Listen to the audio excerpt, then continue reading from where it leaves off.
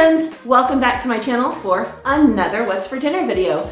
I put these out every single Sunday and I highlight the meals that I make for my family over the week. Sometimes it's like go big or go home with some awesome meals, and sometimes it's summer and it's hot and we're busy and the meals are simple, but I still love sharing them with you guys because you are probably hot and busy and looking for some easy meals as well. You know, dinner is what you make of it. You don't have to spend 6 hours slaving away in the kitchen to have a wonderful family meal. It might only take you 20 minutes. As long as your family loves it, that is what matters. So first off, before I do anything else, I want to thank all of you guys that watch my videos and subscribe to my channel. As I film this, I am at 980 subscribers. I am so close to 1,000. I can't believe it. I'm super excited, like so super excited. When I started this channel, it was almost a year ago. I was not certain what would happen. I didn't know, how hard it would be or if I'd be able to do it or any of that. And I cannot believe that I am now almost to the 1,000 subscriber mark. I am just, it's unreal. I can't believe it. I am so excited. So I want to take a minute to tell you guys, I appreciate you tuning in and watching and subscribing and all your wonderful comments. I love all of it. And I have really loved this past year with all of y'all out there. It means a ton to me that y'all are supporting me every week and subscribing. And I just want to thank you guys for it because I couldn't do this without y'all, and it means the world to me. So thank you guys so much. And hopefully over the next week, I will hit that 1,000. Fingers crossed, I'm so close. All right, so this is my What's for Dinner video. I do this every single week. This week we had some pretty simple meals, but man, they were so good. The Cheeseburger in Paradise Casserole, I finally made that. I wish I would not have waited. Granted, it is very hot in Texas and I did have to turn my oven up very high, but it was so, oh, there's my dog. But it was so worth it because man, that was delicious. And it makes a pretty sizable casserole, so you can have it for multiple nights because it holds over well. That is in fact what we did this past week. We had leftovers. You will see that I made it with cheese. Typically, I don't do things like that because, as you guys know, my oldest does not like cheese, but he was out with friends, so I decided he could have some other leftovers. The second night we had it, I wanted to try it with the cheese, and I'm so glad I did. It was amazing. So, if you guys have not had this, make it. It's delicious. The rest of the meals were all fantastic too. The pasta dish, wow. That was way better than I expected it to be. I will be making that again soon. I would love to do it with like some shrimp or something like that. I think it would be fantastic. I might even use some of that imitation crab. If you guys saw my crab Alfredo, I might try combining that recipe with the pasta I made this week. I don't know, it was so good. Anyway, that is enough chatting. You guys know how I get. I can get super chatty, but I hope you guys enjoy all these meals. Comment down below and let me know what you think. And let's go ahead and jump right into the food. All right, everybody, happy Monday here at my house. It is the first meal of the week, and I'm gonna make pasta. So I was watching Taste Made the other day, and I saw a recipe I liked, and it inspired this. It's not the same recipe. I'm kind of just probably combining like 2 or 3 recipes at this point, but it works, and I'm excited about it. I love to get creative with pasta dishes. When my husband and I were first married, one of the things that I would do was just go in the kitchen and throw together pasta dishes with whatever I had. Sometimes it had olives and garlic and Parmesan cheese and stuff like that. Sometimes I'd do fresh vegetables. Sometimes I'd make a meat sauce, but pasta's super cheap and it fills you up and stretches a long way. And it was one of those things where I could just kind of get creative with it. We didn't always have to have meat with it, so it was money saving. So pasta's definitely something that we love, and I'm kind of going back to my roots and throwing something together tonight. So I've got this Corkscrew Pasta, I think it's called cavatappi. I'm not sure if I said that right. I've got some fresh grape tomatoes. Any kind of tiny tomatoes would be perfect. Right now it's summertime, so tomatoes are in season. Typically I can actually get some really nice yellow and orange tomatoes, but my H-E-B has been out for weeks. So I just went with some regular grape tomatoes. I've got some capers here. I'm actually gonna rinse these off before I add them because I don't want them to be like too salty and briny. The key to a creamy sauce for me tonight is going to be this Alouette garlic and herb cheese. I've never done this before, but I did make a pork chop dish that had Boursin cheese in it that was nice and creamy the other day, and I'm kind of running with that idea to create a creamy sauce for this pasta. And then I've got butter, just because butter's delicious. I'm not going to add any garlic because this is garlic and herb and it is very garlicky. I did consider dicing up an onion, but I think what I'm going to do is top it with green onions at the end. But if you don't like that, go ahead and dice up some onion if you want to and saute it. But anyway, I'm going to get the pasta cooking first. And I don't think the sauce is going to take very long to cook. I think it's going to just take as long as the pasta does. So I'm going to get the water boiling and stuff like that. And then I will check back with you guys when it's time to start making the sauce. Okay, I've got my pasta cooking over here on my stove. I did salt it really well. We're not going to salt this because I'm putting the capers in. Even though I rinsed them, they're still like really salty and briny. If I taste it at the end and I want a little salt, I will add some. But I did salt my water. I probably put a solid tablespoon or so of salt in there just because I want it to be well flavored. So now we're going to start cooking the sauce. The water is boiling lightly. Here in just another minute or so, I'm going to add the pasta in. I'm going to start off by cooking my capers just to kind of get them a little more dried out. So I'm going to add just a little bit of olive oil in my skillet. All right, I've got probably 2 tablespoons or so of capers that I rinsed really well. They still have a lot of that briny flavor, don't worry, but they're just not quite as salty as they were. So I'm going to add them in here and let them just kind of saute for, I don't know, 2 or 3 minutes. All right, these have been cooking for a couple of minutes. I'm going to go ahead and add in some butter and a little bit more olive oil.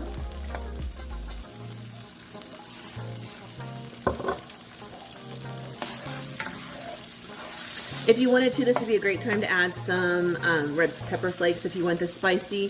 The oil really helps to kind of bring them back to life, and it makes them a little hotter and more spicier and really, really delicious. So if you want to do that, this is the time to do it. I'm not going to. So I'm going to go to the next step, and that is adding in these tomatoes. There we go.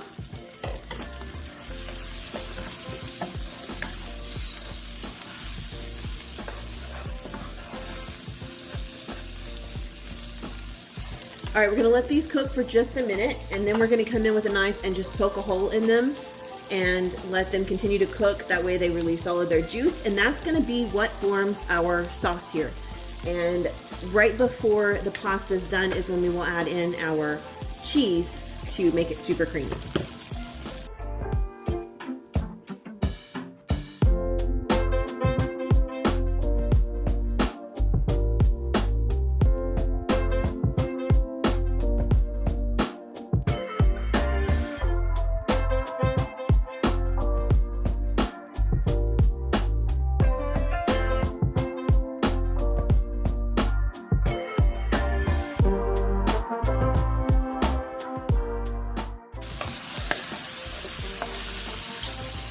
All right, they're starting to blister on the outside. That's absolutely perfect. I'm gonna turn the heat down to low, and I'm gonna let them continue to cook for probably about 5 more minutes, and then we're gonna mash them to really get all the tomatoey goodness out, and we'll add in our cheese. All right, my tomatoes have been cooking a while, and they have released a lot of liquid, so we're gonna squish them a little bit. Just a little, just kind of a gentle mash like that.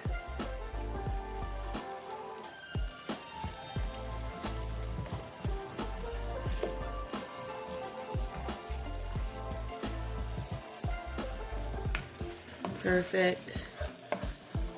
All right, I'm gonna go ahead and I've taken my cheese out of the package. It looks like this. It's got like garlic and herbs on top. So I'm gonna use probably about half of this.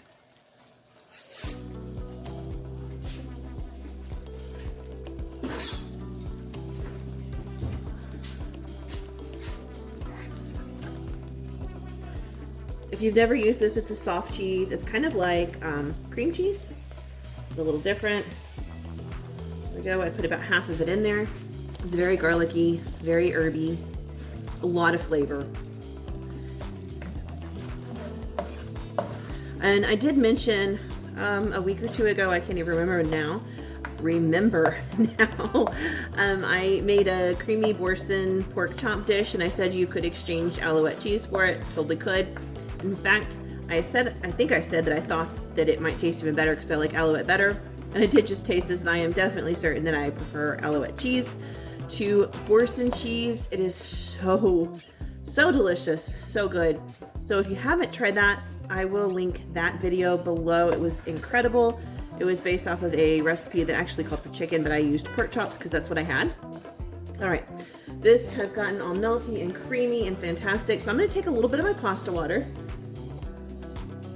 and I'm gonna add it in. We'll start with that. If I need more, I can always get more. I just want to make this nice and saucy. And I feel like I'm probably gonna add a little bit more because it's still pretty thick, and we're gonna add the pasta in here to finish cooking here in just a sec. But this pasta water is great. It's flavored because I added all the salt in there, and then the pasta's cooking and releasing all that starch. It's the perfect water to use for our pasta sauce. There we go. All right, let me check the pasta. As soon as it's done, we're gonna plop it in here to finish cooking. All right, my noodles are almost done cooking. Time to transfer them over here. I'm doing it just like this, so a little more of that pasta water is probably gonna come with them, and that's perfect. They will finish cooking in this sauce, which means they will absorb more of this sauce. And that just means they're going to absorb extra flavor, which is exactly what we want.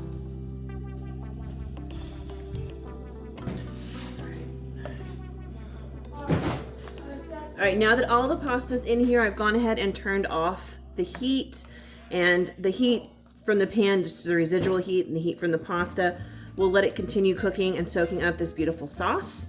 If you feel like after a minute or two it's too dry, you can go ahead and add in some extra pasta water. I think mine's gonna be fine. I think it's gonna be perfect. So I'm just gonna let this sit here for probably about 2 minutes.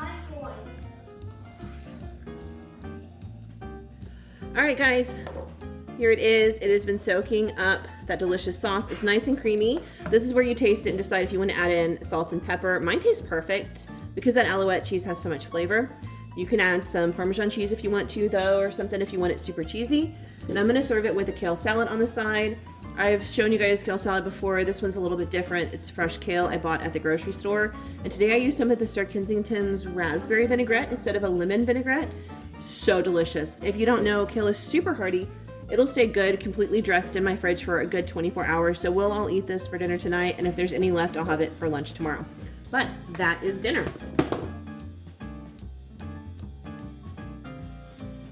So for the next recipe, I'm making the cheeseburger casserole I've talked about. Oh my gosh, this was so delicious. So I didn't show it, but I actually started off by cooking about 4 or 5 strips of bacon and then crumbling it up. Once I was done, I tossed a pound of ground beef into my skillet and let it get nice and brown and delicious. And then I started on the kind of like pie filling, I guess. I don't know. But anyway, it's 2 eggs, which yes, I got some shell in there. I'm having a hard time with that lately. I've been getting a lot of shell in my eggs and having to fish it out. I don't know what the deal is, but it's 2 eggs, 1 cup of milk, and then you add in half a cup of Bisquick and you mix it all together. Now, a fair warning, this is very liquidy. I was kind of surprised by how liquidy it actually was. I was a little worried that it was going to be like a really runny casserole, but it was not. It was perfect. And it actually kept it from getting dried out. So I think this was just exactly what the casserole needs. It is kind of lumpy, so I let mine set off to the side for a little bit. And if you do, the lumps kind of just dissolve on their own for the most part. I had a few left, but it wasn't bad. So make this in advance while your meat's cooking if you can. That's my little piece of advice on this. It doesn't say to season this, but next time I make it, I might actually add like a little bit of salt and pepper to it. I think the filling was there and you could taste it, and it just tasted like it needed some salt and pepper. So once the beef was done cooking, I went ahead and tossed in 1 small diced up onion. And the recipe didn't call for this, but I felt like adding it, so I put in some chopped garlic. I have the chopped garlic in the fridge, so I put like a tablespoon in. I think if you're doing cloves of garlic, it's probably like 1 to 2 cloves. So if you want to do that, that's great. You don't have to, but I totally did it. I am linking the recipe down below for you guys so you can see exactly what it says to do. And I pretty much stuck to it except for the garlic and the bacon. And then I tossed in some Worcestershire sauce, which just gives that really great beefy flavor. Kind of a lot of, I don't know, umami, I guess is a great way to describe it. It just brings a lot of like background flavor to this beef and livens it up.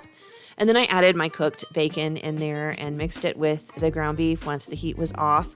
and I got ready to assemble my casserole. I did spray my casserole dish with some nonstick spray, and then I put the ground beef mixture on the bottom. I topped it with some shredded cheddar cheese. You don't have to do that if you don't want to. My oldest was not eating this with us, so I totally did it. You could always do different kinds too, pepper jack cheese, Swiss cheese, whatever you like, put it here. It's delicious. And then I just poured as evenly as I could. I poured the Bisquick mixture over the top, popped it in the oven and baked it, and this was fantastic. We loved it so much. I cannot recommend this meal enough. Even though it's really hot outside, I'm not sure it's like casserole season. It was perfect, and I would totally make it again. It was full of flavor, and it tasted so much like a fast food burger. It was wonderful. All right, friends, happy Wednesday. I almost forgot what day it was. Wow. So I've got 2 chicken breasts in here, and then I have mixed up some tomato bouillon, some grill seasoning, a little bit of garlic, and a little bit of Worcestershire sauce, about half a cup of water. And I'm going to pour that with this chicken in the slow cooker and cook it for like 3 or 4 hours. It's just 2 small chicken breasts. But this is the chicken we're gonna shred up and use to make some chicken flautas. And I will show you that whenever the chicken's done and shred it. They're so delicious. If you guys like tacos, you're gonna love flautas. They are fantastic. All right, so I'm gonna let this cook and I will check back with you guys when the chicken is done. All right, to go with the flautas tonight, I'm going to make some rice. I'm making it in my Ninja Foodie, which is like pressure cooker and Instant Pot. So I've got 1 cup of very well rinsed rice in the bottom of this. I'm gonna add in about a teaspoon of garlic. I'm also going to add in a couple of spoonfuls of this, let's see if I can show you, Rotel. I just have regular Rotel here. I'm actually using it to make some queso in a minute, but I don't need this whole can, so I thought, well, I'll try to drain a little bit of the liquid off and get a couple of scoops of the tomatoes into here. That'll be delicious. All right, next I have some onion. I chopped this pretty finely, and I'm gonna put some of it in here, not all of it, probably about half of it. It was a small onion, but I'll put that in there. And now I've got some of this tomato bouillon by Knorr. I love this stuff. It makes the best rice. I'm gonna put about a tablespoon in here. I will tell you, don't add any salt. This stuff is super salty, and you can taste it at the end and decide if you want any salt in there, but for us, this is always more than enough. All right, because this is a pressure cooker, I just have to do equal amounts. So I'm gonna add in 1 cup of water. I'm gonna go ahead and stir this all together.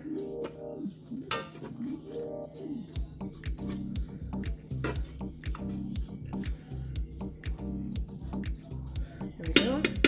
And this just has to cook for, I have to check my chart, but I think it's only like 4 minutes. It's really quick. So that's rice. It's that simple. It's that easy. I let it cook. I let it natural release for like a minute or 2, and then I release the pressure myself. And I fluff it up with a fork and let it sit for about 5 minutes before I serve it. So, all right, that's it. Let's make some flautas. If you don't know what flautas are, it's just a flour tortilla with some filling rolled up in it. And typically, like if you go to a restaurant or someplace, they're fried. I used to fry them when I was younger because that's how they were always served to me. And it's not that hard to do, but you are standing over hot grease. It's popping everywhere. Not my favorite thing to do. I discovered quite some years ago on Pinterest a recipe to bake them, and that was a game changer for me. The texture is of course a little bit different. It's not quite as like thin and crispy as if you were to fry it on the stovetop, but it's still delicious and it's probably a little healthier. So that's what I've been doing for quite a long time now. I used to make these a lot because they are really easy and don't require a lot of ingredients. You can do them with beef or with chicken, or if you wanted to, you could probably do like beans or vegetables. Typically, I just do meat. So I've got a flour tortilla. Here is my chicken. It's the chicken I showed you earlier. I cooked it for a couple hours, then just shredded it up. I'm gonna put some in the tortilla.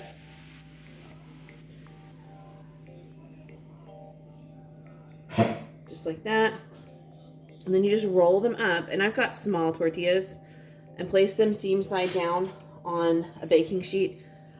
I like to line mine with foil because these can stick, and I feel like that kind of just helps. So I'm gonna keep doing that until I run out of chicken. I'm not making a whole ton of flautas. These don't make for great leftovers unless you want to stick them in the air fryer, They do get like less crispy, kind of soggy, that sort of thing.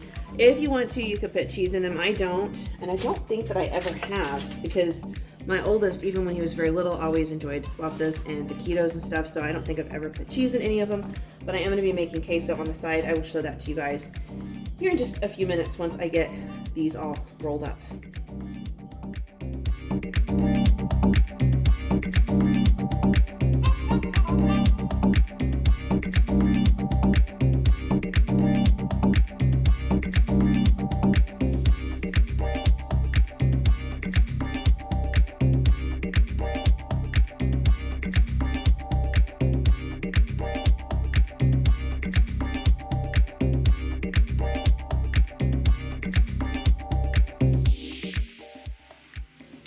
All right, let's make some queso. So you can make this as easy or as difficult as you want to. I'm kind of kicking it up a notch a little bit more than I usually would because I was already in here chopping ingredients and I thought, why not? A lot of times I'll just use this cheese. It's Queso Blanco from H-E-B, so it's like Velveeta, but it's white cheese. I got that this time, and I think I got it last time too. Anyway, I just cube that up and heat it up over the stove, and a lot of times I'll just add like some regular salsa, like paste picante sauce or something into it. But if you have the time and the ingredients, it could be even better, and that's what I'm doing because I was already in here chopping some stuff up, and I really wanted some of that Rotel today because I have a couple cans that I need to use. And I thought, well, we'll just kick it up a few notches. So I'm going to start off by sauteing the rest of this onion here. And once this kind of cooks down, then I'm going to add it to the cheese, and we'll start adding the rest of our ingredients in. All right, the onions are done, and I should have washed them because they got a little color on them, but that's okay. I'm going to add in the rest of this Rotel with all of its juices, and I'm going to add in this can of green chilies with its juice. And then I'm going to add in the onions, and we'll just cook this all together. All right, there is dinner. It's my son's plate. He's got 3 flautas. You can see they are like nice and toasty and crispy and delicious. We'll eat them with salsa because you guys know he doesn't like cheese, the black beans, and the Mexican rice, and that is dinner.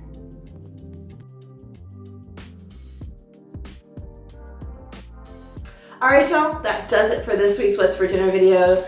Not a ton of meals. We've been doing more leftovers, and again, we've been busy. Are you guys super busy during the summer?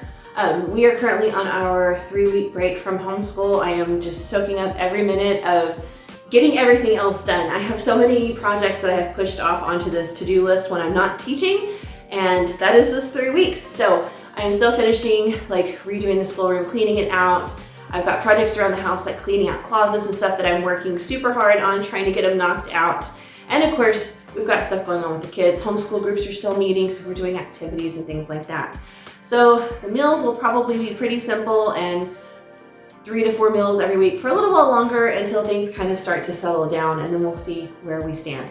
Plus, you know, having leftovers kind of cuts back on the cost of groceries too, not gonna lie, and groceries are super, super expensive right now. Anyway, make sure you guys are also subscribed to my channel so you can keep up with my other videos. I do weekly grocery hauls. That's where I buy all the stuff I used to cook all the food. I also go over like my meal plans and stuff like that. If you're not watching those, I include prices up on the screen.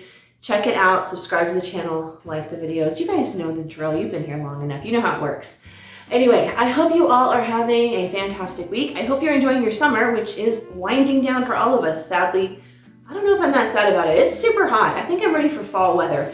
Like, it's 100+ degrees every day down here in Texas. I think I'm ready for like fall temperatures and, you know, slower days. I don't know, all the stuff that comes with fall. I'm ready for it. All right, y'all, you have a fantastic week. Enjoy the last bit of your weekend, and I will see y'all on Tuesday with my grocery haul. Bye.